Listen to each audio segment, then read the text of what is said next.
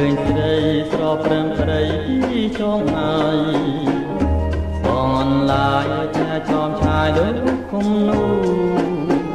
សាញ់មកថ្លៃចិញ្ចាំងផងបាគុណមើលយូរដូចដួងតារាដើរចិនបងក្លិននួនឡងក្រអូបសាយប្រទាំងឡាយតែងខ្វល់ខ្វាយមើលแท้ตรา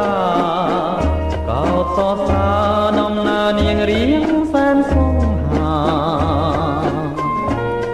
ដាផងដាខ្ញុំអើ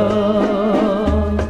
ជានេះធ្វើនឹងឡើយខ្ញុំនឹងបានស្រីមកបី